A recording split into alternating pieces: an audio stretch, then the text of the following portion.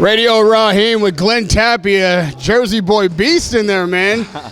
We haven't seen you in the ring. It'll be like a year to the date almost by fight night. So with that kind of layoff, it was interesting. We saw that you still have the power. Do you think that your power is an advantage in this fight? Is that something that people think about you, but is it an underestimation? Are you a better boxer than they think? Yes, I'm a better boxer than they think. I'm really fast. People don't understand I'm really fast. Besides having power, I'm fast. So I'm gonna have both of them, you know. But I'm really strong too. So if you talk to the guys that sparred me before, great fighters, they know that I'm strong. You know, I hurt guys. I punch them in the arms, neck, throat, chest, everywhere. You know, so they know what it is. You know, they know I'm strong. Well, we had to see the workout to see that you are still in shape. You know, that's one of the things when a fighter has a long layoff, to see if he comes back ready. And physically, you're there. Mentally, it seems like a long time to let a loss sink in, a TKO, the kind of thing that haunts a fighter. How have you had to come back and prepare yourself in your mind to step in the ring again with the confidence that you need? Or mentally, I'm way stronger than before. You know, but I've always been strong. You know, mentally, I go in there anytime.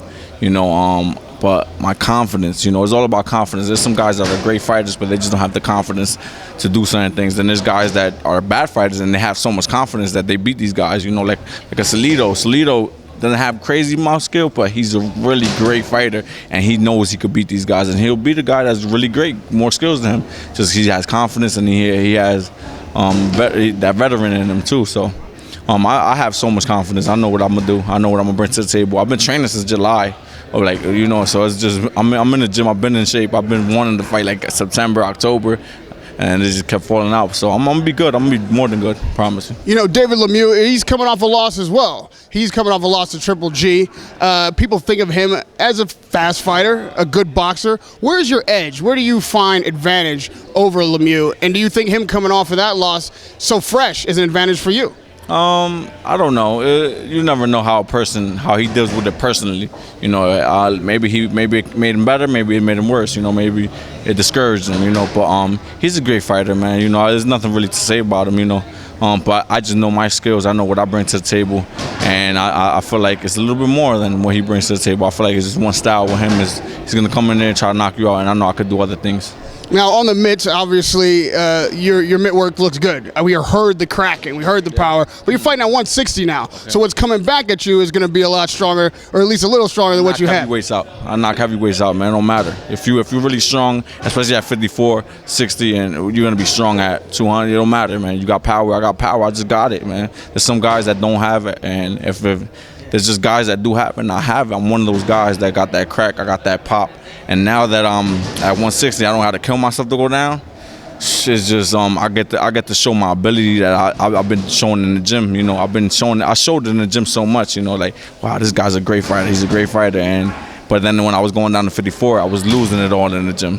I feel like now that I'm 160, it's here still. You know, it's just whatever I did in the gym and how good I looked in the gym, how great I looked in the gym, I could show it in the fight. So it's gonna be like a new Glenn Tapia to you guys, not to the guys that know me, like Freddie and everybody else, my coaches and stuff. How much did having, like you say, to kill yourself to get down to 154, do you think played into you not being successful in those moments when you needed to achieve to get to the next level? A lot, man. Condition wise, you know, I'll train really hard the whole time, train really hard for a fight, run a lot, go miles and miles, and put all my things on the line. And then when it comes to the fight, I had to lose 20 pounds, 15 pounds, 13 pounds, and it's like I lose it all. And then all that running that I did, all that training that I did, it goes all out the drain because now I got only 4 rounds in me, 3 rounds, 5 rounds, you know, whatever.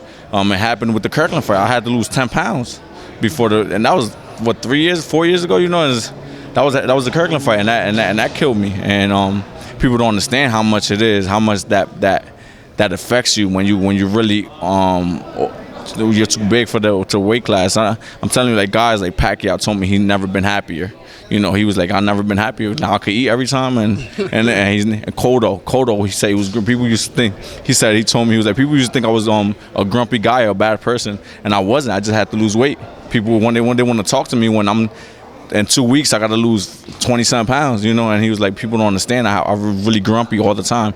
I understand that because people are grumpy 3 hours only. You ain't eating 3 hours, you get grumpy and you get that little, and you don't even know what comes over. Sometimes you even curse your lady out or something like, go crazy. You say something to your lady and then like, baby, I'm sorry, I was hungry as hell, and I think about 2 weeks of that, of that hunger, like, I'm hungry. You spent your whole career hangry. I'm hungry. I'm so hungry. Now you see that's why. But now I'm so happy. I'm full right now, man. I'm good. I'm happy, and I'm gonna show everybody that I'm who I am. I feel like this is gonna be a new GLEN TAPIA, a new chapter in my life, and a new chapter. It's gonna be a new person, man. You're gonna see I'm here to stay. There's a lot of new things to the table. You're coming back off of that layoff. You've got Freddie Roach. You say you've been training since July. Yes. Again, that's almost a year. You used to say you've been training the whole time. Cotto has had success, guy you named. Pacquiao, obviously, phenomenal success with Freddie Roach. What does Freddie Roach bring to the table for you? I've been with him like 2.5 years. It's just different. It's just different. It's just, he know it. Like, people think, he got too much fighters. He don't know what he talking about. But when you're great, people talk about you. They talk bad about you. But I've seen him and I've trained with him. I know what he brings to the table. Like, he's literally in there talking to you while he's doing the pass. He's talking to you in there while you in the corner. When you're in the corner, when you sparring, when you after you hit the pass, he's talking to you. When you hit the bag, he's talking to you. When you shadow boxing, he's talking to you, and he's teaching you little things, what to do to the point that stays in your head. And then he's just so smart. It's just. I just never had that. I came with my coach, my PAL coach, George Martinez. He was a great coach, but he was more of a tough guy. Like, come on, you got to do it. And I was like, yeah, and I just get pumped. And I used to just fight. It wasn't really skill wise. It was more like, go ahead, go out there and kill these guys. But like me having and then switching training. I changed trainers. Like, I trained with Buddy McGirt. I train with Mikey Red. I train with Alex that's here. I'm back with him too. He's in my corner too.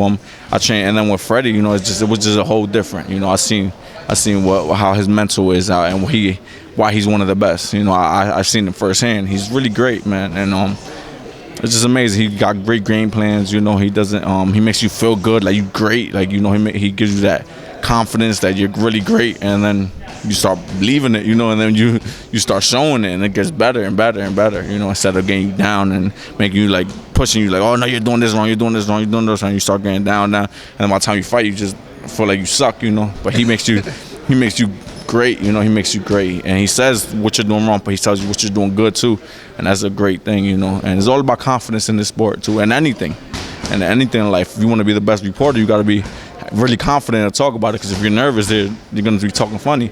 So it's all about confidence, and he builds that. And he's just a great trainer, man. Well, we can see that your relationship with Freddie Roach is something that you cherish. He's bringing you through this transition to 160. He's the guy in your corner in the ring. But as important, you've got people outside the ring that have to guide your career and make sure that you get the opportunities you want. And you're with Golden Boy now. Yet another new chapter, something else to adjust to. First of all, let me ask you, is this a fight that you asked for? How did this fight come about with Golden Boy? First, it was my manager, Pat Lynch. Me and Pat Lynch was... like most guys, man. First of all, I love this guy, man, because what we've been through, in the past. Besides this, and then now after this loss, everybody counted me out. This was bigger than the Kirkland. I lost against Kirkland. It was a big loss. It was but it was one of the fights of the year. So it wasn't like really too much I lost. I actually gained a lot of fans. It got better. But then a year later, I came back and I lost this, and it's like, wow, you're done. It's over for you. It's done. Like, you're never gonna come back. And he was there with me, and I always appreciated him. I cherished that right there, because he was there calling me all the time. You in the gym, right? Like, you in the gym, right? And then we're talking. He was on Arturo Gotti's manager too.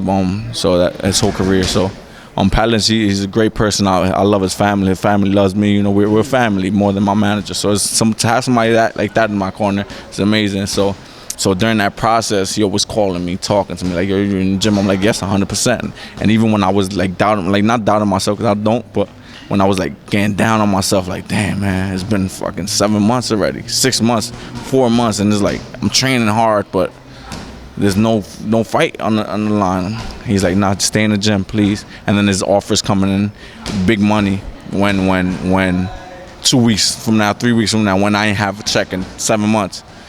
It's like big money. You're like, I'll take it, but and then in your mind, he's like, nah, let's not take it. Let's calm down.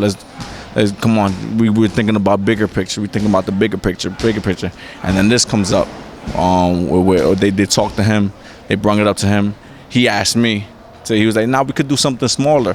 We don't have to fight him, but that's on the table. We don't have to fight Lemeiux, but we could do something smaller and then fight him eventually." I'm like, "No, take this fight. This is amazing. This is perfect. Yes, I'm ready." And I was 100% ready. And he was like, "Yes, for real. All right, let's do it." He asked me first, and then when that came up, yes, I was like, "Yes, I want to do it." And to sign with Golden Boy, great. It was amazing. Top Rank is they did everything for me. There's nothing bad to say about Top Rank. I was with Top Rank. I actually got signed 5 years ago when I was in the Philippines sparring Pacquiao. I was sparring Pacquiao. I had like 6 fights. Sparring Pacquiao. Bob Arum came in the gym, saw me spar 2 days, right there on the spot. He saw me. People don't understand. Like I actually went up to him the first time. I was like, "Damn, this Bob Arum. I gotta say something." I went up to him. I was like, "Look, Bob Arum, how you doing, man? My name is GLEN TAPIA. I'm from Jersey. I don't want to just be a champion. I want to be one of the best. I swear, I train really hard. I want to bring that era back, that Marvin Hagler, Hearns, that Duran, Leonard, and these guys. That was hungry. They fought, man. They entertained." He starts laughing, and then he's like, "Oh, Hagler was just in my office 2 weeks ago." I was like, "Oh man, that's cool, man." He's like, "One day maybe you can meet him, And I'm like, "Yeah, man, thank you." Keep working hard, and then. I didn't want to keep talking to him because I'm like, he's probably gonna be like, "This guy talk too much." So I went in the ring. I sparred 7 hard rounds with Pacquiao. And this is when he was fighting Margarito. He finished knocking out Ricky Hatton. So it's like, this is the biggest guy. I'm 20 years old, So, and we went in. I'm talking about everybody was clapping. It was amazing. And then after I came out, he just signed me right there on the spot. He talked to my manager. We signed Top Rank, and so they did their job. It was my fault. I blame myself. I didn't live up to what they could. They saw in me. I didn't do what I was supposed to do. They gave me all the opportunities to become great, and I didn't. I fell short. So. And I didn't talk about it even them 8 months, 9 months that I was off. That they wasn't giving me a fight. I ain't talk bad about them once because I know they tried. They tried. This is a business, so it is what it is. And now when this came, they was like, "Oh yeah, man, go ahead, go with him. This is a big opportunity. Go with him." And they released me. Perfect. And lastly, we know how promoters think. You're talking about a new chapter. You're on the undercard of Canelo Alvarez right now. Assuming he wins that fight, you being on the undercard, Lemieux having fought Triple G, it makes sense that you could be in line maybe for a Canelo fight. Is that something that's on your mind, your manager's mind? Is that anything that's been discussed? Yeah, actually, De La Hoya actually brought that up before when we was doing the press conference. He actually brought that up, and that's a beautiful thing. But at the end of the day, I'm fighting Lemieux.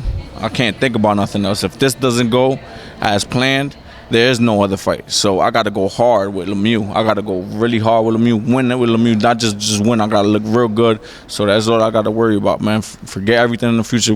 Canelo's a great fighter, but forget that. It's about Lemieux. Good luck Saturday night. I can see your passion is there. The fans can't wait to see you in the ring again. Radio Raheem with GLEN TAPIA.